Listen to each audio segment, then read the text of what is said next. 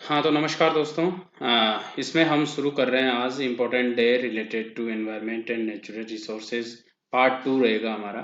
हमने April month तक का कंप्लीट डिस्कशन कर लिया है, तो आज जो हम डिस्कशन करेंगे वो मई मंथ से शुरू करेंगे। तो शुरू करते हैं। सबसे पहले 9 मई। 9 मई को विश्व प्रवासी पक्षी दिवस मनाया जाता है। अब एक चीज मेरी ध्यान से सुनना। एक्चुअली विश्व प्रवासी पक्षी दिवस साल में 2 बार मनाया जाता है। पिछली बार 11 अक्टूबर को भी मनाया गया था, और 9 मई, पिछली बार 11 जून, 11 मई और 11 अक्टूबर के आसपास ये दिन मनाया गया था, 12 अक्टूबर को, सॉरी। ठीक है। 2019 में 11 मई और 12 अक्टूबर को दिवस मनाया गया था। तो एक्चुअली क्या है, अभी हम अक्टूबर में भी इसकी बात करेंगे। होता क्या है कि पक्षी साल में, ऐसा तो है नहीं कि अगर प्रवासी हैं तो इसका मतलब है कि वो एक बार आएंगे और एक बार जाएंगे। तो दोनों ही टाइम पर, मतलब जिस टाइम पर वो आ रहे हैं और जिस टाइम पर वो जा रहे हैं, तो साल में 2 हो गए। और ये क्या है कि क्लाइमेट के हिसाब से इनका आना जाना होता है। तो डे भी कोई फिक्स नहीं होता कि 9 मई को ही मनाया जाएगा। मतलब हो सकता है कि ये 10 मई हो जाए, अगली बार उससे 11 मई हो जाए। ऐसे भी चलता रहेगा, लेकिन मई मंथ के आसपास रहता है, वो रहता है अक्टूबर मंथ के आसपास, दूसरा वाला दिन। ठीक है। जब ये पक्षी आते हैं और दूसरी जगह वापस चले जाते हैं। जैसे जैसे सूर्य उत्तरायण और सूर्य दक्षिणायन होता है, यानी कि सूर्य जैसे जैसे नॉर्थ हेमिस्फेयर में या साउदर्न हेमिस्फेयर में जाता है, तो कुछ हमारी क्लाइमेटिक पेटियां जो होती है, क्लाइमेटिक जोन जो होते हैं, वो नीचे की ओर खिसकना शुरू हो जाते हैं। मतलब ठीक है। अगर सूर्य दक्षिणायन जा रहा है तो वो नीचे चला जाता है, सूर्य उत्तरायण जा रहा है तो वो ऊपर की ओर चले जाते हैं। पक्षियों की भी स्थिति यही है। अभी जैसे मैं बात करूं, हमारे भरतपुर में साइबेरिया वाले क्षेत्र से एक पक्षी आता है। ठीक है, साइबेरियन क्रेन जिसको हम बोलते हैं। ठीक है। अब ये साइबेरियन क्रेन इधर से आ रहा है, क्यों? देखो क्या होता है कि सूर्य जब दक्षिणायन चला गया, तो सूर्य दक्षिणायन चला गया तो साइबेरिया की कंडीशंस और भी खतरनाक वाली हो चुकी है। इसलिए क्या होता है कि ये साइबेरियन क्रेन हमारे पास आता है अक्टूबर, नवंबर, दिसंबर, जनवरी, फरवरी, इस दौरान वो यहाँ पर आता है। और मार्च अप्रैल के आसपास से वो निकलना शुरू करता है, तो मई तक वो वापस इधर चला जाता है, मई जून। क्योंकि जून तक आते आते हमारे भी भारत में क्या होता है, कर्क रेखा पर सूर्य आ जाता है। और कर्क रेखा पर अगर सूर्य आ जाएगा, तो सिंपल सी बात है कि भारत में टेम्परेचर बहुत ज्यादा हो जाएगा। यानी कि साइबेरियन क्रेन के रहने के लिए एग्जैक्टली वो एनवायरनमेंट मिलेगा नहीं। जबकि सूर्य जब यहाँ मकर रेखा की तरफ रहता है, इधर की तरफ, तो फिर क्या होता है कि साइबेरिया से जो वो पक्षी आता है ना, तो उसके लिए यहाँ पर बहुत ज्यादा ठंड हो जाती है। इसलिए वो उस क्लाइमेट को तलाशता है जिस क्लाइमेट पे जाके वो अंडे दे सके, बच्चों का प्रजनन हो जाए, उसके बाद में वो वापस चला जाए उनको लेके। तो ये होता है मतलब। तो पूरे विश्व में 9 फ्लाईवेज बनाए गए हैं। भारत सेंट्रल एशियन फ्लाईवे में आता है। फ्लाईवे मतलब इन्हीं पक्षियों के आने जाने के देशों को फ्लाईवे में जोड़ा गया है। भारत सेंट्रल एशियन फ्लाईवे में आता है। और उसी के हिसाब से जो फ्लाईवे बने हैं, उन्हीं देशों को प्रोटेक्ट करने के लिए कुछ गाइडलाइंस दी जाती है। तो प्रवासी पक्षी दिवस 9 मई को मनाया जाता है। ठीक है। अब आपका आंसर ये रहेगा, आपका क्वेश्चन ये रहेगा कि एक कन्वेंशन हुआ था माइग्रेटरी स्पीसीज को लेके। कोप कौन सा था और हुआ कहां पर था, लेटेस्ट क्या था मतलब उसका। ठीक है, ये ध्यान रखना आपने। और उसकी थीम क्या थी, आप कमेंट में जवाब देंगे। ठीक है। चलिए आगे बढ़ते हैं। फिर 21 मई को अंतर्राष्ट्रीय चाय दिवस के रूप में मनाया जाता है। 2019 में इसकी घोषणा की थी। तो 21 मई को इसी बार पहली बार चाय दिवस मनाया गया था, अंतर्राष्ट्रीय चाय दिवस। तो चाय दिवस खाद्य और कृषि संगठन जो है उसके रूप में उसने मनाया है। एक्चुअली चाय वाले क्षेत्र में काफी ज्यादा महिलाओं को भी रोजगार है, और ऐसे भी गरीबों को भी काफी रोजगार है। तो इस वजह से क्या है कि चाय दिवस को मनाया जा रहा है। तो इंटरनेशनल चाय दिवस के दिन ही हुआ क्या, पिछली साल एशियन टी अलायंस नामक एक अलायंस की गठन किया गया था, जिसमें 5 कंट्रीज की जो टी एसोसिएशन है वो इसमें शामिल हुए हैं, जैसे इंडिया, चाइना, इंडोनेशिया, श्रीलंका और जापान। बस।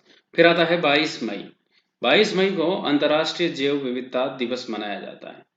अंतर्राष्ट्रीय जैव विविधता दिवस देखिए, 22 मार्च, 22 अप्रैल और 22 मई, तीन चीजें आपके सामने। 22 मार्च जल दिवस, अप्रैल पृथ्वी, और फिर जैव विविधता। ठीक है, तीनों याद रखना है। तो अंतर्राष्ट्रीय जैव विविधता दिवस के रूप में 22 मार्च को मनाया जाता है, 22 मई को मनाया जाता है। तो 22 मई 2020 को जो इस बार की थीम थी वो थी our solution are in nature, यानी कि हमारा जो सॉल्यूशन है वो भी आपकी नेचर में, हमारी जो समस्याएं हैं उनका सॉल्यूशन पूरा का पूरा नेचर में निहित है। 22 मई को इसलिए चुना गया क्योंकि 1992 में एक अर्थ समिट होना था। अर्थ समिट तो दिसंबर मंथ के आसपास आयोजित किया गया था, लेकिन उससे पहले 22 मई को नैरोबी में एक बैठक हुई और उस बैठक में प्लान किया गया कि भाई देखिए, जो ये सीबीडी है, कन्वेंशन ऑन बायोलॉजिकल डाइवर्सिटी, ये भी हम इस जो समिट होने वाला है उसमें लेकर आएंगे। ठीक है, यानी कि जो अर्थ समिट होने वाला है उसमें। तो इसी सीबीडी को 22 मई में जब ये हुआ था, तो उसी की याद में 2000 में यूनाइटेड नेशन ने घोषणा की थी और इसको मनाना शुरू किया। CBD, convention on biological diversity.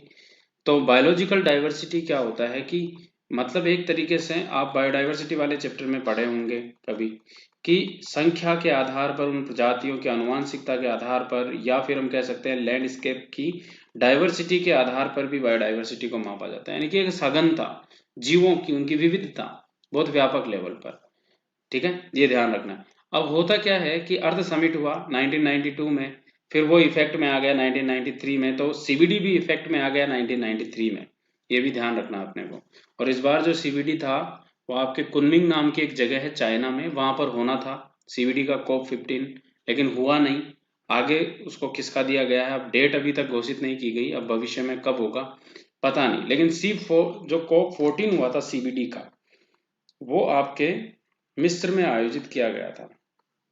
शर्म अल शेख नाम की जगह है, शर्म अल शेख में, ये याद रखना। ठीक है, फिर उसके बाद में 23 मई वर्ल्ड टर्टल डे, यानी कि विश्व कछुआ दिवस के रूप में मनाया जाता है। फिर आता है जून मंथ की 3 जून को विश्व साइकिल दिवस के रूप में मनाया जाता है। साइकिल हमारे एनवायरनमेंट के लिए भी इम्पोर्टेंट है, साथ ही परिवहन का एक सस्ता साधन है। दूसरा, साइकिल चलाने से हेल्थ भी अच्छी रहती है। साइकिल के कई फायदे हैं इसी की जागरूकता के लिए भाई, ताकि लोगों की हेल्थ बनी रहे, एनवायरनमेंट प्रॉपरली बना रहे और साथ ही साथ सस्ता परिवहन भी मिल सके। तो इसलिए विश्व साइकिल दिवस के रूप में 3 जून को मनाया जाता है ताकि जागरूक हो लोग। 5 जून को विश्व पर्यावरण दिवस के रूप में मनाया जाता है। विश्व पर्यावरण दिवस की थीम देखो, आप कई बार पढ़ोगे तो आपको काफी ज्यादा कंफ्यूजन होगा कि कहीं पर बायोडाइवर्सिटी के रूप में दे रखा है तो कहीं पर द टाइम फॉर नेचर के रूप में दे रखा है। एक्चुअली दोनों ही थीम याद रखना है आपको। ठीक है, यहाँ पर मैंने यहाँ पर बायोडाइवर्सिटी लिखी रखी है और साथ ही यहाँ पर टाइम फॉर नेचर भी लिख रखा है। दोनों चीजें इसलिए याद रखनी है कि देखो, यूएन जो है वो यूएन घोषित कर रहा है बायोडाइवर्सिटी, लेकिन उस बायोडाइवर्सिटी को घोषित करने से पहले उसने लिखा है टाइम फॉर नेचर।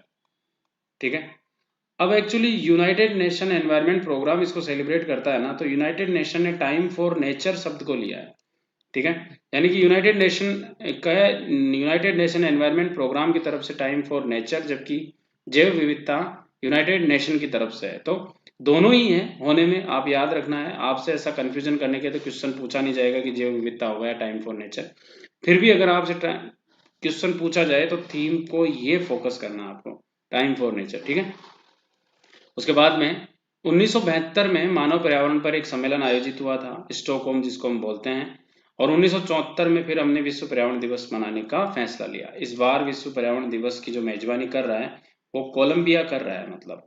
ठीक है, तो यहाँ आप देख रहे होंगे, यहाँ लिखा हुआ है बायोडाइवर्सिटी और फिर यहाँ आ गया टाइम फॉर नेचर। तो एक तरीके से आप बिल्कुल बेफिक्र रह के आराम से आप टाइम फॉर नेचर को क्लिक कर सकते हैं। ठीक है, क्योंकि ये इसकी थीम है यूनाइटेड नेशन एनवायरनमेंट प्रोग्राम की तरफ से भी। क्लियर है?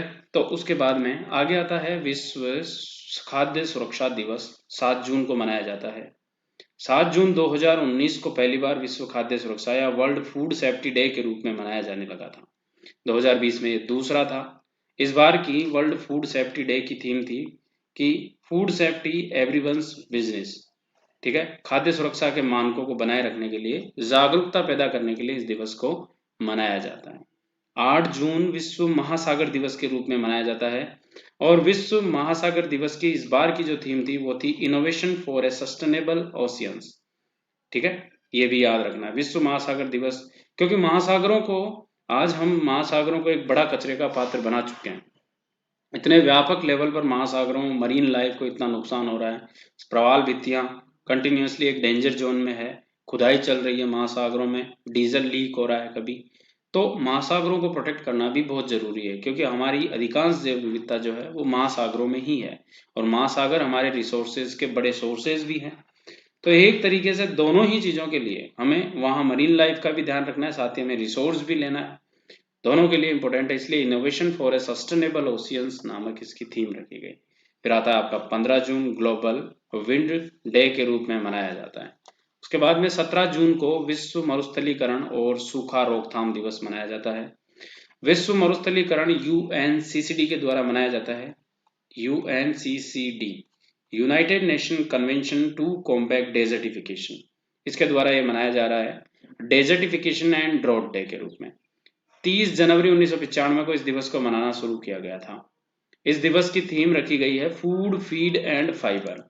याद रखना है, एक्चुअली देखो जब 1992 में जो अर्थ समिट हुई थी ना, उस अर्थ समिट में 3 उत्पाद निकले थे। एक सीबीडी निकला था आपका, एक यूएनसीसीडी निकला था, और एक आपका यूएनएफसीसीसी निकला था। ठीक है, तो ये याद रखना है। तो यूएनसीसीडी के द्वारा 1995 में ये संयुक्त राष्ट्र महासभा के द्वारा ये मनाया जा रहा है यूएनसीसीडी की स्थापना को लेके। तो फूड, फीड एंड फाइबर इसको कहा जाता है। ठीक है, उसके बाद में 11 जुलाई विश्व जनसंख्या दिवस के रूप में मनाया जाता है। 11 जुलाई विश्व जनसंख्या दिवस जो है, ये भी याद रखना है। अभी तक मैंने ये ध्यान रखना है इस चीज का कि अभी तक हमने क्या है कि मैं जो ये रिकॉर्ड कर रहा हूँ, ये मैं कर रहा हूँ जुलाई मंथ में। जुलाई मंथ में क्या, 30 जून को मैं ये रिकॉर्ड कर रहा हूँ। तो 30 जून को जो रिकॉर्ड कर रहा हूं, तो मैंने जुलाई की या सितंबर, अक्टूबर, नवंबर, दिसंबर की कोई थीम इसमें नहीं रखी है। आपको भी ध्यान रखना है, जो मैं थीम अगर रख भी रहा हूं तो 2019 की थीम रख रहा हूं। तो आप 2020 में अगर मान लो इस वीडियो को कभी और दिनों देख रहे हो, ठीक है, तो 2020 में ये वीडियो देखते समय आप इतना याद रख लेना कि अगर आप जुलाई मंथ क्रॉस कर गए हैं, तो जुलाई में अगर पॉपुलेशन डे की कोई थीम थी तो उस थीम को मेंशन कर लेना आप अपनी कॉपी में, नहीं थी तो कोई बात नहीं। ऐसे ही अगर सितंबर में देख रहे हैं तो आप ऐड करते चलना।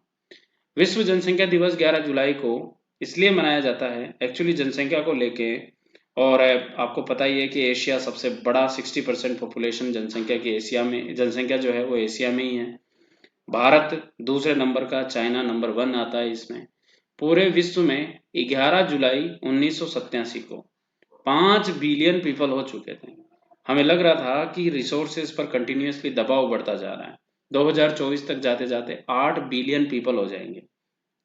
तो ये एक बहुत ही खतरनाक कंडीशन है पृथ्वी के रिसोर्सेज पर, पॉपुलेशन के कई नुकसान हैं। तो इसलिए उसी को ही बचाने के लिए, फैमिली प्रोग्राम्स को एक तरीके से बढ़ाने के लिए, और जो पॉपुलेशन है उसको एक संसाधन में बदलने के लिए विश्व जनसंख्या दिवस मनाया जाता है 11 जुलाई को। पिछली बार 2019 में कोई ऑफिशियल थीम नहीं रखी गई थी, इस बार जो रखी जाए आप मेंशन कर लेना। जुलाई 28 को वर्ल्ड नेचर कंजर्वेशन डे के रूप में मनाया जाता है, और जुलाई 26 को मनाया जाता है मैंग्रोव इकोसिस्टम को कंजर्व करने के लिए, यानी कि international day for the conservation of the mangrove ecosystem. Mangrove एक ऐसा हमारा पारिस्थितिकी तंत्र है, यहाँ बायोडाइवर्सिटी व्यापक लेवल पर है, साथ ही स्थलीय और जलीय दोनों प्रकार के जीव यहाँ पर विद्यमान होते हैं। और अगर मैं बात करूं सुंदरबन मैंग्रोव के बारे में, तो आपने सुना ही होगा, हमारे भारत में मैंग्रोव तटीय क्षेत्रों में व्यापक लेवल पर है। मैंग्रोव जो है स्थलीय परितंत्र को भी सुरक्षित करता है, बाढ़ वगैरह या फिर तूफानों से सुरक्षा प्रदान भी करता है। 29 जुलाई को इंटरनेशनल टाइगर्स डे के रूप में मनाया जाता है। और हुआ क्या था, 2010 में एक आयोजन किया गया था पिट्सबर्ग में, सेंट पिट्सबर्ग जो कि रसिया में पड़ता है। एक टाइगर समिट के रूप में यह आयोजन हुआ था 2010 में। तब प्लान किया गया था कि हम क्या करेंगे, 2022 तक टाइगर्स की संख्या को डबल कर देंगे। ठीक है, T×2 ऐसे करके, एक TX2 करके आपके सामने एक शब्द आएगा। तो तब से क्या कर रहे हैं कि हम भी टाइगर्स को प्रोटेक्ट तो पहले से ही करते आ रहे हैं, अब टाइगर्स को प्रोटेक्ट करने के लिए सरकार ने एक 4th साइकिल एस्टिमेट भी किया, भाई हमारे भारत में कितने टाइगर हैं। तो पिछले साल जब ये एस्टिमेशन जारी किया गया था, तब 2967 टाइगर्स हमारे भारत में प्रेजेंट थे। हाईएस्ट नंबर जो टाइगर्स है वो मध्य प्रदेश में, सेकंड नंबर पर कर्नाटक में, उसके बाद में उत्तराखंड में ये हमारे टाइगर्स हैं। ठीक है, अभी राजस्थान में अगर मैं बात करूं तो 3 टाइगर रिजर्व है, और उन 3 टाइगर रिजर्व में ओवरऑल 80 टाइगर्स के आसपास हमारे राजस्थान में टाइगर्स हैं। इसके बाद में 10 अगस्त आती है। 10 अगस्त को वर्ल्ड बायोफ्यूल डे के रूप में मनाया जाता है। साथ ही 10 अगस्त को ही वर्ल्ड लॉयंस डे भी मनाया जाता है। वर्ल्ड लॉयंस डे ज़्यादा इंपॉर्टेंट है, बायोफ्यूल डे तो है ही, क्योंकि देखो अभी वर्तमान में जो हम फ्यूल यूज़ कर रहे हैं, रेगुलरली जीवाश्म ईंधन या हम कार्बनिक ईंधन का यूज़ कर रहे हैं, और एक बहुत ही खतरनाक कंडीशन पर हमारा क्लाइमेट पहुंच चुका है। इससे एनवायरनमेंट को काफ़ी नुकसान हो रहा है। और अगर हम बायोफ्यूल यूज़ करते हैं तो बायोफ्यूल एक सेफ फ्यूल है, एनवायरनमेंट फ्रेंडली फ्यूल है, तो ये भी ज़्यादा इम्पोर्टेंट है। ठीक है, तो उसको लिए जागरूकता बढ़ाने के लिए, साथ ही वर्ल्ड लॉयंस डे में लॉयंस के कंजर्वेशन को लेके सरकारों के द्वारा किए जा रहे प्रयासों को एनालाइज करने के लिए, और लॉयंस के प्रति लोगों की या लॉयंस के आसपास के इलाकों में जो लोग रहते हैं उन्हें थोड़ा अवेयर करने के लिए, ताकि क्योंकि कई बार ऐसा होता है कि कई घटनाएं ऐसी होती है कि मानव और जीवों के मध्य एक बहुत बड़ा कॉन्फ्लिक्ट हो जाता है, जिससे जीवों की हत्या कर दी जाती है। तो अगर मैं बात करूं शेरों की, तो शेर जो है एशिया में भारत में सबसे ज्यादा विद्यमान है, और एशियन टाइगर्स की खासियत ये है कि हमारे गिर वाला जो क्षेत्र है वो इनका एक एकदम एकमात्र ऐसा हैबिटेट है जो एकदम नेचुरल हैबिटेट रहा है इनका। बाकी अधिकांश लेवल पर शेर खत्म हो चुके हैं। ठीक है, तो ये हमें ध्यान रखना है। उसके बाद में आता है 12 अगस्त, और 12 अगस्त को वर्ल्ड एलिफेंट डे के रूप में मनाया जाता है। वर्ल्ड एलिफेंट डे, आप अभी कुछ समय पहले केरल की घटनाएं सुन रहे होंगे। केरल में एक एलिफेंट को अनानास खिला के मार दिया गया। ऐसी कई घटनाएं, एलिफेंट इससे काफ़ी ज़्यादा डेंजर जोन में पहुंच चुके हैं। अभी कुछ समय पहले जब हमारे गुजरात में CMS का आयोजन हुआ था, कन्वेंशन ऑफ माइग्रेटरी स्पीसीज, तब एशियन एलिफेंट को भी एक माइग्रेटरी स्पीसीज के रूप में, और हमारा जो उसमें कुछ शेड्यूल्ड होते हैं जैसे अपेंडिक्स 1 और अपेंडिक्स 2, तो अपेंडिक्स 1 में शामिल कर लिया गया है एलिफेंट को भी, जैसे घोड़ावन के साथ मतलब। ठीक है, तो ये ध्यान रखना हमें कि एलिफेंट डे जो है इनको प्रोटेक्ट करने के लिए और मानव को कुछ जागरूक करने के लिए ये दिवस मनाया जाता है, विश्व हाथी दिवस, अगस्त 12 को। इस तरीके से हमारा सेकंड पार्ट जो है वो कंप्लीट होता है। अब सितंबर से लेकर दिसंबर मंथ का अगला वीडियो होगा, उसको देखें। धन्यवाद।